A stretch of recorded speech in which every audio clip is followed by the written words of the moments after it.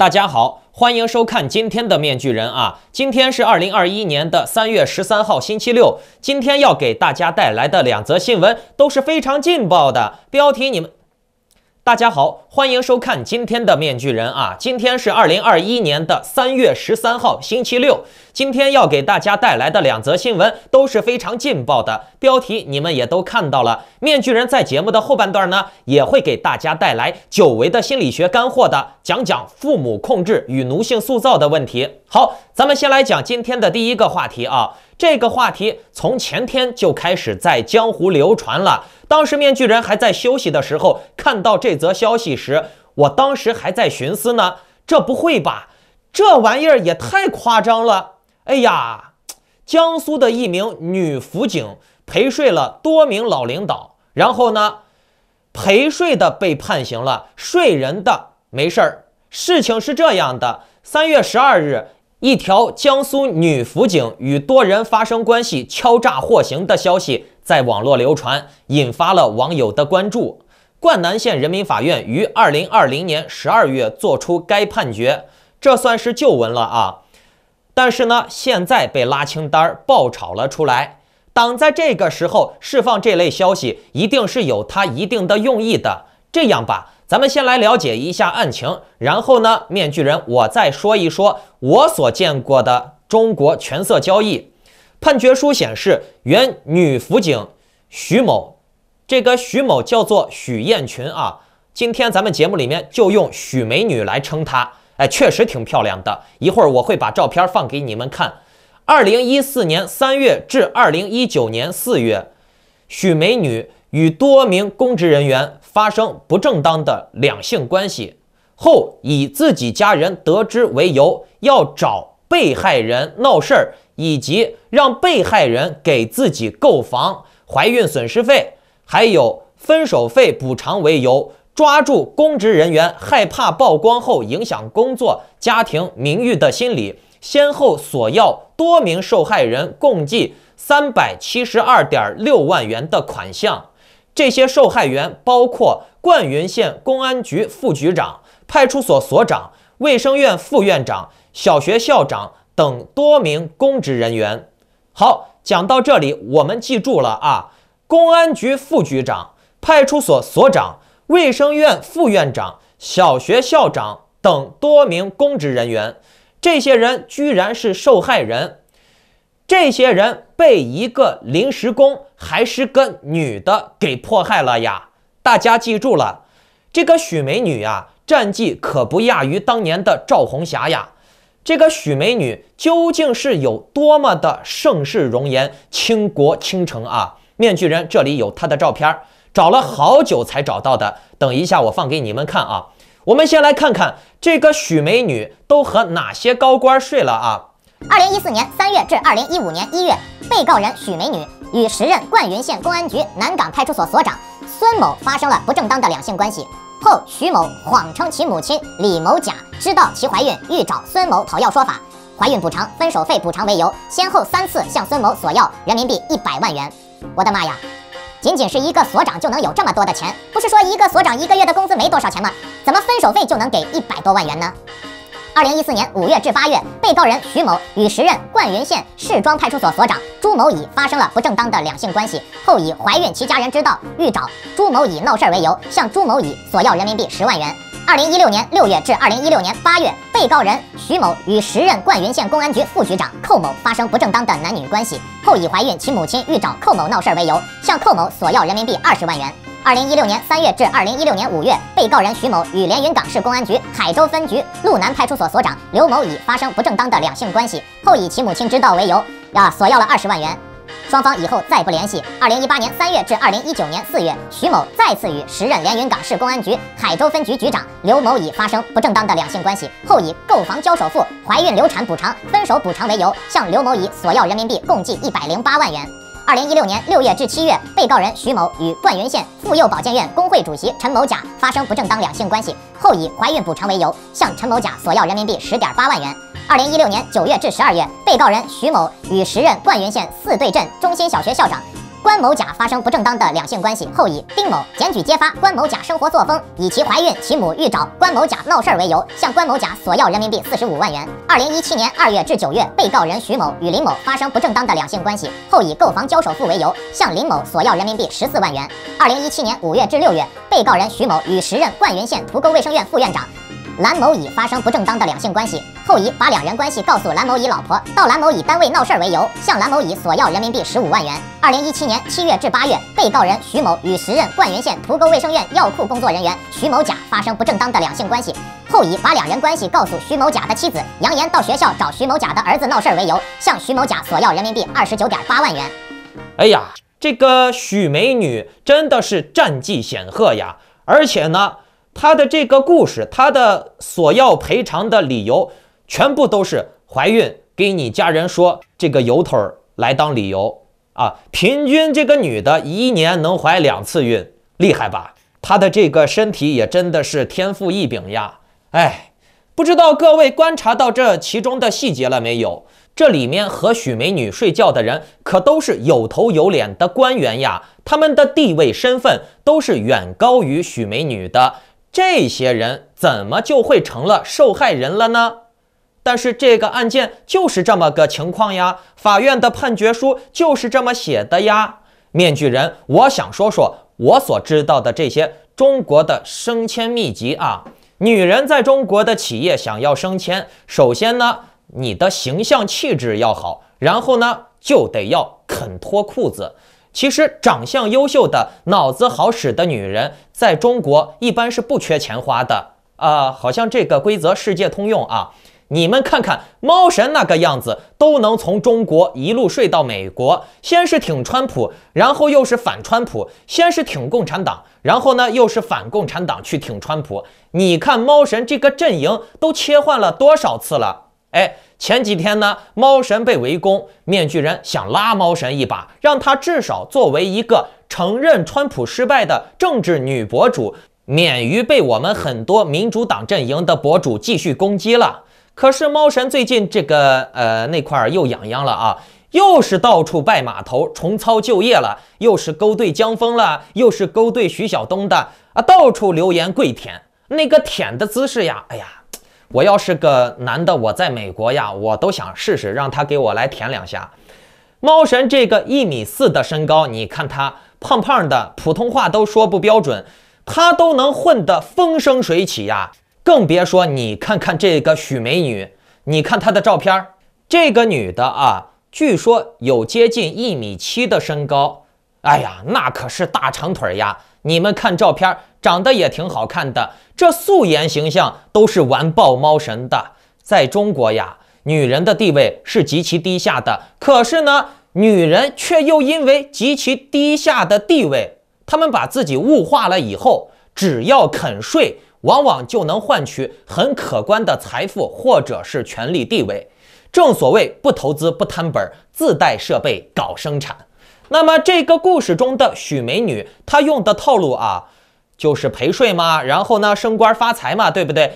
对一般的民营企业或者是普通的公家单位还能管用。可是你看这个许美女，她干的都是些什么人呢？公安局局长、派出所所长、医院主席、校长。观众朋友们，这些人可都不是一般人呀。在中国，一个公安局局长能有多大威力，你们知道吗？这个许美女还想敲诈勒索公安局局长、派出所所长啊！人家一句话就能把你全家灭了，你信不信？公安局局长孙立军，别说是普通人家了，就是地方的蛇头黑社会老大，只要是孙局长一句话，把这些杂碎全部都剿灭掉，抓的抓，杀的杀，判的判，打的打。这个许美女她就是一底层草根人家，财力呢可能是有一些的，你说这家里面没点钱没点关系，也不可能把自己的女儿送到公安局上班嘛，对不对？但是说到底啊，这家人也就是底层，是完全不具备资格叫板局长的。你敢叫板局长，信不信人家局长瞬间就可以派几个警察去你家，把你从楼上扔下去，然后呢给你个结案报告，说什么轻生呀、精神病之类的。这点我相信在座的各位是毋庸置疑的吧？如果说在座的各位有不相信的，你可以去尝试着挑衅几个公安局局长试试，然后呢，你就知道结果了，对吧？而且呢，这种官员啊，他别说是税人了，面具人的朋友的朋友，有开赌场的，有开 KTV 的，这个警察老爷来了啊，那都是免费打牌，输了算老板的，赢了算警察自己的。老板还要专门安排人陪着警察老爷打麻将，故意输给警察老爷。这警察老爷去 KTV 呀，唱歌喝酒全部都是免费，小姐也都是免费的。这还只是普通的片警啊，别说是所长局长这个级别的了。你说这个许美女，她通过玩感情游戏和这些官员睡觉，然后呢搞点零花钱，买个包包、衣服、车子什么的，这些都是合乎逻辑的。就算是普通人，咱们之间耍朋友、搞男女关系，给女生花点钱、买点礼物，那也是很正常的，对不对？可是呢，你想一下，你是公安局局长，你随时都能灭了许美女一家，然后呢，这个许美女问你要几百万，你会给吗？就像你随便一脚就能踩死一只蚂蚁，这只蚂蚁问你要100万，你会给吗？很多时候呀，这些很简单的逻辑，想一想就能想明白的逻辑，但是呢，中国人他就是很难想明白这些简单的玩意儿。说白了，中国的高官想睡哪个妹子就睡哪个妹子，这些妹子能被我们高官宠幸，那是你三生修来的福分。别说是想睡谁就睡谁，中共的官员想杀谁就杀谁，想杀你全家都可以。村长的孩子杀人都不犯法，更别说专门管杀人的派出所所长、公安局局长了，对不对？而且呢，这个案件里面这个事儿呀，以职务之便睡了许美女的官员都没事儿，反而呢，被睡的许美女被判刑了。这个许美女她判刑吧，那面具人我觉得，如果她真的存在敲诈、诈骗的这些行为，判刑也是应该的。可是呢，这些腐败官员呢，利用职务之便搞这个腐败、搞贿赂啊，搞这个人肉交易，这些官员怎么都没事呢？怎么没有一个官员被判呢？你看，法院审理后认为，许美女以非法占有为目的，使用威胁或者要挟的方法，多次勒索他人财物，达到了人民币372.6万元。数额特别巨大，其行为已经构成了敲诈勒索罪，判处罪行有期徒刑13年，并处罚金人民币500万元，追回被告人徐某的违法所得372.6万元人民币。看，不但把你的这个违法所得追回了，然后呢，还要判你500万元，那证明这家人有钱嘛。而且呀，最狠的就是判了13年呀。这个判的太狠了，哎呀，许美女这么大好的青春年华就这样没了，可惜了这个盛世容颜、倾国倾城的美人呀。不过呢，中国14亿人，漂亮的妹子满大街都有，这些美女啊，面具人，我今天在节目里面奉劝你们一句，不要认为你长得好看，别人就会把你放在眼里。你在这些高官眼里，你在这些红色贵族眼里，你不过就是个玩物而已。中国的美女多了去了，弄死你一个白弄。今天能给你点面子，让你喝2杯奶茶，跟我出去吃顿饭，都是你修来的福分。甭想野鸡飞上枝头变凤凰，你是牲口，你是狗，你生来就注定的了。这个真的是红色贵族是这么想的，面具人我毫不夸张的给你们说，真的。所以中国的这个大染缸啊，水太深了啊！而且你看，许美女被罚了500万元呀，500万元啊，也就是江苏1、2套房子的事儿。那这个家庭既然能送自己的孩子去当警察，那500万这些钱还是能拿得出来的。那至于这个公告里面说他诈骗了几百万，面具人我想说，这种钱色交易、钱权交易在中国遍地都是，之前不是还有爆料说范冰冰陪睡1晚上800万吗？那个冯提莫之前不是也诱导了一个财务会计给他打赏了300万吗？最后冯提莫屁事儿都没有，那个会计被判刑了。你看在中国啊，这个法律它就是针对的没地位没权利的人啊。同样的案件可能2个人都犯法，但是呢另外一个人权力高地位高，他就屁事儿没有，那么犯法的另外一个人呢就被双倍惩罚。这个案件中的许美女也是一样的呀，她搞钱色交易或者是敲诈勒索，她罪有应得。但是呢，那些权贵他们也搞这个人肉交易了呀，也搞腐败了呀，也搞这种婚外情了，也搞这种诱骗别人上床了这种事情，他们咋没事呢？对不对？而且这个许美女究竟有没有诈骗？诈骗了多少钱？这种事儿呀，在中国的这种不公开的法庭，任何资料和数据还有审判都是闭门羹，黑不见底的，老百姓根本不可能知道过程，能知道结果都不错了。那既然是黑不见底的事儿，那也就不能排除这个女的存在被坑被迫害的可能性了。因为按照逻辑来说，底层的女人迫害公安局局长是不可能的，反而公安局局长迫害底层的女人是易如反掌的事儿，对不对？而且大家看啊，这个事儿现在被中共在网上大吵特吵。那既然中共想要大吵特吵的事儿，他一定是想要带某种节奏来给老百姓洗脑的。我们再回顾一下这个事儿啊，简单的来说就是官员把女人睡了，官员没事儿，被睡的人犯法了，判刑了。也就是说，官员日百姓日了也白日，你老百姓妄想绑架官员或者是跟官员叫板，那就得大刑伺候，牢底儿坐穿，是这个意思，没问题吧？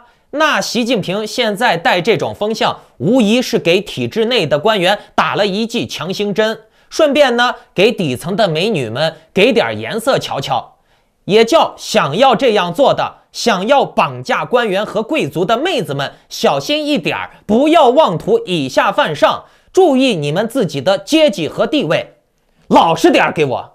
同样的，体制内的官员，你们也能收到一个消息，那就是想睡谁就睡谁，他们不会反抗的。现在连嫖娼都不用付嫖资了，一切都是往权力的巅峰方向走去。什么道德、法律、民法典，这些都是用来针对底层的。民法典，民法典，听懂了没？又不是官法典，对不对？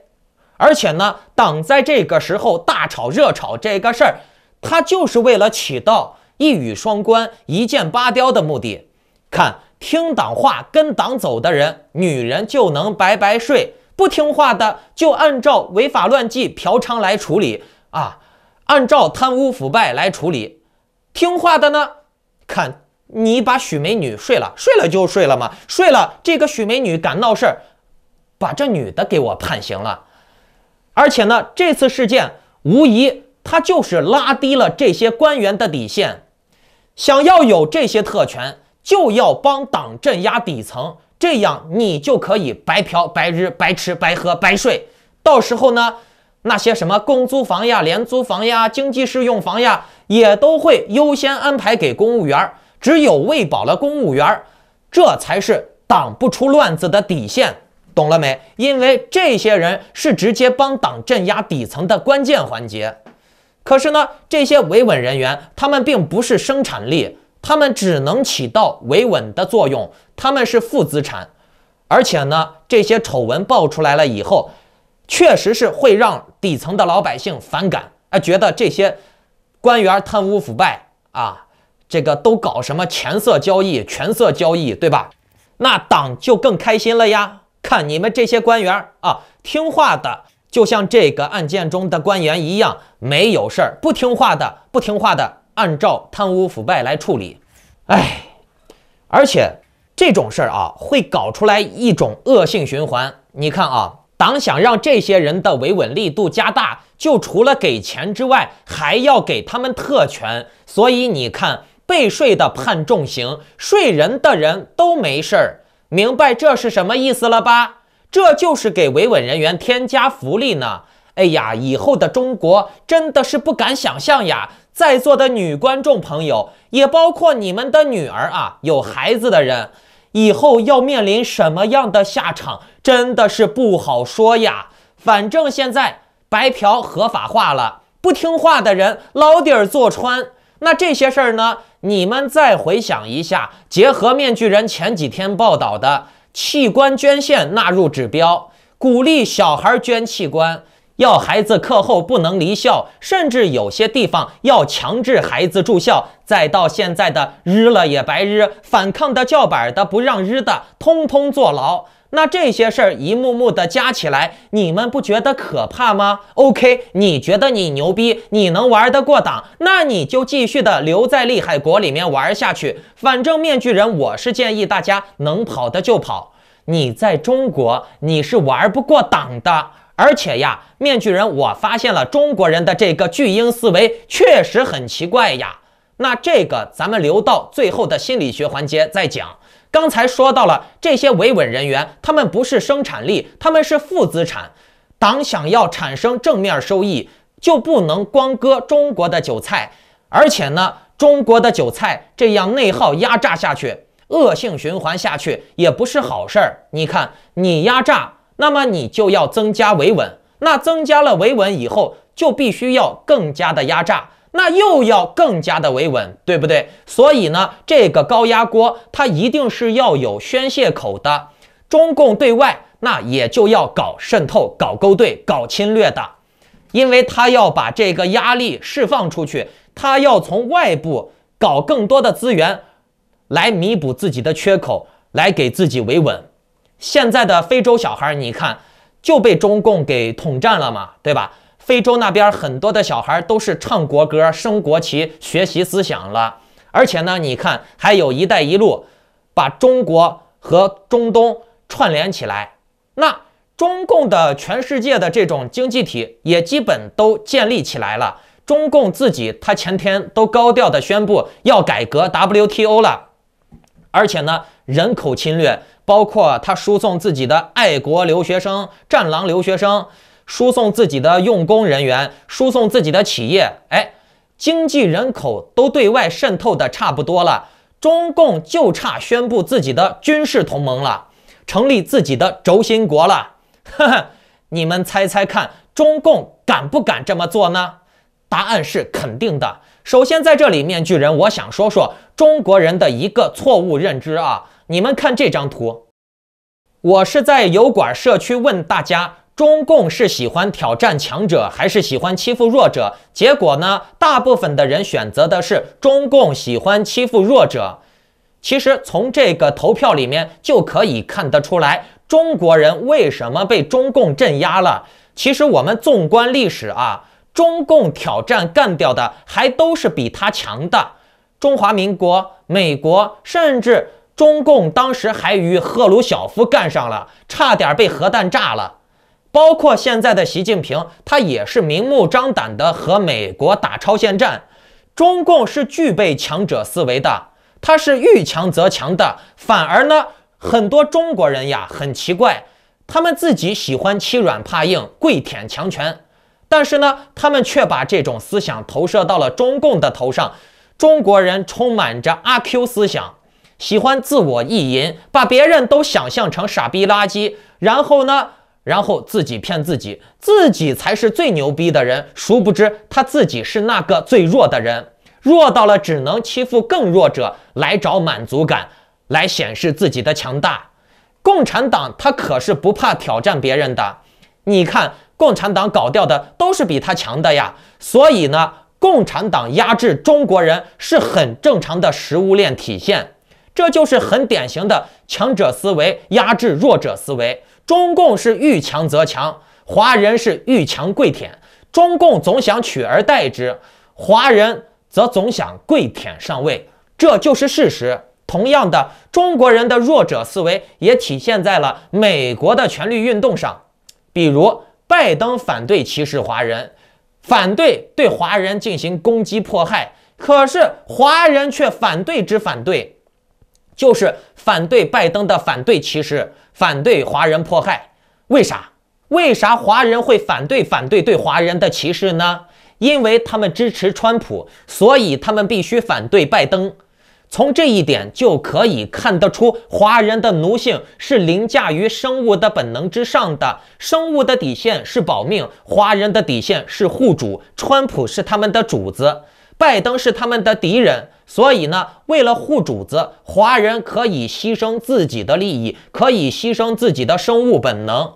华人能有违反生物基本逻辑的怪异行为，就要追溯到先天阉割上面了。那这个等一下再说，咱们先说中共它是怎么挑战强者的。路透社消息，中俄朝16国组成联盟，组成了反武力、反制裁的组织。中国和俄罗斯、朝鲜、伊朗等联盟成员寻求其他联合国成员的支持，反对使用或者威胁使用武力以及单边制裁。这个联盟的名字叫做捍卫联合国宪章之友小组。中国在这个小组中宣言，多边主义目前正在受到前所未有的攻击，进而对全球的和平与安全构成威胁。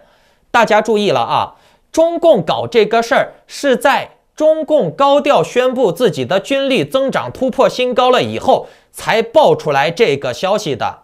中国说单边主义抬头，所以呢，他要遏制。为啥？因为中共要建立秩序，中共要割韭菜。美国制定规则就是单边主义，中共制定规则就不是单边主义了。那这个小组有16个成员国，是以中俄朝伊为首的，嘿嘿，这都到齐了。拥有核武器的最强大的4个集权国家为首啊，那这里面还包括了巴基斯坦、阿尔及利亚、安哥拉、白俄罗斯、玻利维亚、柬埔寨、古巴、厄立特里亚、老挝、尼加拉瓜、圣文森特、叙利亚和委内瑞拉。你们看看，这些国家都是最违反联合国宪章的国家，可是呢，现在却成了拥护联合国的组织了。这是继中共高调宣布要改革 WTO 之后，现在又打着维护联合国的旗号，想要霸占联合国，成立自己的独裁轴心国了。你看，中国、俄罗斯、朝鲜、伊朗这些国家都是集权国家呀，对不对？并且呢，这些国家在联合国人权理事会第46届会议中做出了共同发言，谴责了有关的西方国家的单边强制措施。发言指出，在当前新冠病毒疫情的背景下，单边的强制措施违反了国际法，干涉了国家的主权和内政，阻碍了受制裁的国家社会和经济的发展，损害了人民的福利，剥夺了他们人民获得医疗、疫苗等合法权利，侵犯了基本人权。所以呢，我们中国敦促相关的措施立即取消。那也就是说，这些集权国家他们怎么镇压自己的奴隶，这是他们的自家事儿，你们这些外人管不着。而且呢，你还不能反对我们镇压，你们制裁我就等于制裁我们的人民，反正我们这些贵族不会受损，你们打击经济只会让老百姓更难过，只会让老百姓更惨。这话说的倒是没毛病啊，这些贵族是不会受损的。你看，制裁朝鲜、制裁中国、制裁缅甸啊，制裁来制裁去，只是底层老百姓受害，那些达官显贵照样的是每天牛排吃着，对不对？每天红酒喝着，美女搂着啊。委内瑞拉的那个领导人马杜罗，委内瑞拉都穷成那个样子了，你看马杜罗金链子、金表啊，牛排吃着，对不对？所以呢，西方呀也应该探寻更有效的制裁措施了，否则呢，这种单纯的经济制裁只会逼着这些权贵把压力转嫁给底层，然后呢，底层受损了以后，底层就更加的民粹，甚至会误会啊，西方导致了他们的苦难。中国不就是这样吗？底层的人民过得垃圾的跟个屎一样，但是底层的人民还认为这些苦难是西方人搞的，是美帝亡我之心不死啊。同样，那中国现在成立了自己的核武器军事联盟以后呀，它就可以主宰这个世界的新秩序了。比如凭什么不能搞集权呀？凭什么要民主呀？再说了，你怎么知道我们社会主义不是好的，我们集权不是好的？凭什么就是你西方说的算？你西方说制裁谁就制裁谁？好呀，你制裁这些独裁政府，那我还反制裁啊？不行，开打嘛，对不对？中共现在拉的这几个同盟国都是有核武器的，那么这些核武器国家跟中共结盟了以后啊，台湾也确实比较危险了。我3月10号的节目也说了，中共的军力越强，他对台湾搞各种各样的非武力战斗渗透也会越强，比如经济战、宣传战、渗透战、勾兑，这些东西会越来越强大。可悲的是，台湾的人越来越民粹、智障，看不清问题，要么就是收红钱，制造两岸对立、仇恨，宣扬民粹，要么就是忙着两党内斗。内斗亡国呀，真的。台湾的话我也不想多说，说多了台湾人还不乐意听，那么就让台湾自己孤立起来吧。台湾搞民粹，搞思想封锁，搞精神封锁，双封锁，此乃亡国之兆。好，来说咱们今天的心理学环节啊。面具人不知道在座的各位呀，有没有发现过这种现象，就是20-30岁的人，甚至30-40岁的人，当他们做什么决定的时候呀，总是我先问一下我的父母，我先问一下我爸，我先问一下我妈。我敢肯定啊，目前正在看我这个视频的人，你们当中有50%的人是这种思维模式，那剩下的50%的人也都经常见这种人。长江后浪推前浪，一代更比一代强，大家都听说过这句话吧？可是呢，这个逻辑在中国人这里行不通。那既然一代比一代强，可为何强者要处处看弱者的脸色呢？那只能证明他更弱。诚然，老年人有一定的经验优势，但是呢，时代是向前走的，青年人也是有自己的一定优势的。青年人和老年人他们的互动总体要把握住尺度，那总体社会是向前迈进的，而不是马首是瞻，处处回头看，做一个孝顺的奴才。那这种处处的看父母脸色，奴性，这种人说到底还是无能不自信，要么就是自己没有独立能力，依赖父母的利益，要么就是纯粹的脑子有问题。而且呢，这种状态持续下去，最终呀就是害人害己，自己混得不好，然后呢成了家庭的累赘。形成这种认知的人啊，几乎是无法改变的。就像你让一个太监去生孩子，这也是不可能的事儿，对不对？那这种心理状态是非常悲剧的。这种人和太监是一样的，是被阉割的，无法弥补的。所以接下来面具人要讲的话，你们要仔细听好了，否则呢，造成了祸害了以后，你们是弥补不了的。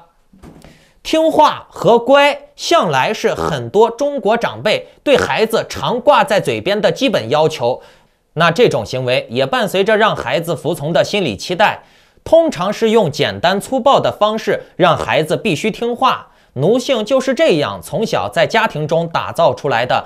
比如吃饭吃多少，孩子并不知道，是由父母决定孩子能吃多少，但是这中间的科学逻辑孩子不懂。也就是说，从生理本能到科学原理，孩子一切的认知都是由父母构造的，而不是自己探索的。比如吃自助餐的时候，拿多少吃多少，父母看似会让孩子选，但是往往在孩子选的时候，孩子又会被父母的主观否定和控制。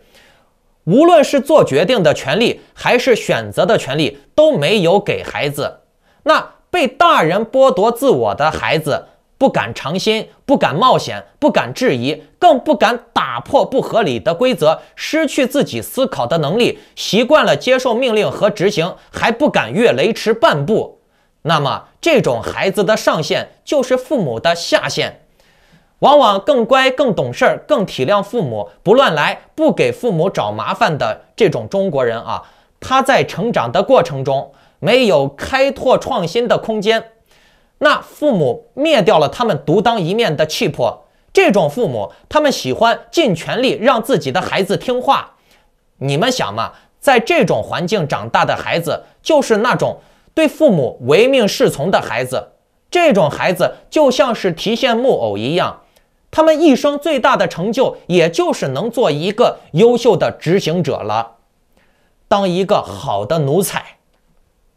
为什么我刚才说这种孩子的上限就是父母的下限呢？因为这种孩子的成长，他所有的能力、所有的认知，都是由这个父母完全的复制到他大脑里面的。那也就导致了这种孩子没有自己的认知，他所有的能力来源于这个复制。那么这个复制能复制多少？90%几、80%几还不确定。所以呢，这个孩子他既没有自己的创新，他也没有办法去突破这个复制，甚至还会折损。那也就导致了这个孩子的上限就是父母的下限，懂了没？因为他所有的一切都是来源于父母的复制粘贴啊。那么这个复制粘贴能粘贴多少还是个问题。总之呢，这种孩子他没有自我，他也没有办法去突破自己的极限，因为他的极限就是由你给他设定好的了。心理学大师弗洛伊德说过，人可以使自己适应奴役，但他是靠降低他的智力因素和道德素质来适应的。人自身能适应充满不信任和敌意的文化，但他对这种适应的反应是变得软弱和缺乏独立性。人自身能适应压抑的环境，但是在这种环境中，人会发生神经病。儿童当然也能适应暴力或者是大量的刻板作业，但是暴力和刻板作业中含有的奴役、敌意、压抑会全面地破坏儿童的人格与意志的完整和健康。科学家做过一个实验，就是把跳蚤放在桌子上，他一拍桌子，跳蚤就迅速跳起，跳起的高度是他身高的100倍以上。这个跳蚤啊，它是堪称世界上跳得最高的动物。可是呢，当科学家拿了一个玻璃罩罩在跳蚤头上的时候，再让它跳，这一次跳蚤碰到了玻璃罩，连续了很多次跳跃以后，跳蚤开始改变了它起跳的高度，以适应环境。这个跳蚤它每次跳跃总是保持在玻璃罩以下的高度。接下来呢，科学家就一次次的逐渐降低玻璃罩的高度，最后呢，科学家把玻璃罩的高度调整到了接近于桌面这么一个高度。过了很久以后，科学家才把玻璃罩打开。当科学家再次拍击桌子的时候，奇怪的事情出现了。这个时候，跳蚤已经不会跳了，变成了只能爬行的爬蚤了。实际上呢，这个玻璃罩已经不存在了，而跳蚤呢，却连再试一次的勇气都没有了。玻璃罩已经在潜意识里罩在了跳蚤的心灵上了。那这种跳蚤呢，也只能生活在玻璃罩中，等待主人的喂食。把它放归回自由的大自然，它是完全无法抵御猎食者的，因为它已经不会跳了。所以呢，你们能明白中国人为什么很难突破了不？因为有父母这个玻璃罩把它废了。而且呢，中国人遇强则舔的习惯也是从父母身上学会的。顺从强者才有好日子过，父母才会给你买冰激凌吃。因为父母在孩子的世界观里，父母面对小孩的时候，自然这父母就是绝对的强者嘛。那小孩听父母的话，父母才能对他好；小孩听父母的话，父母才给他买冰激凌、买玩具，对不对？但是呢，这个孩子并不是发自内心的理解和尊重，他们仅仅是被威逼利诱了。要么是屈从于父母的暴力，要么是贪图父母给的利益。这并不能代表这个孩子聪明，他的逻辑能力强，这些事情都是不相关的，懂了没？同时呢，在这个过程中，孩子学会的另一件事儿就是人可以通过各种方式胁迫更弱小的人服从，正如每个父母胁迫自己的孩子服从一样。以后的中国，等以后你们就知道了。面具人，我奉劝大家能跑就跑，如果想要改变的，可以联系面具人我啊，我的联系方式在视频下方的内容简介和留言区有。但是联系我的时候，别再给我说你父母怎么样了。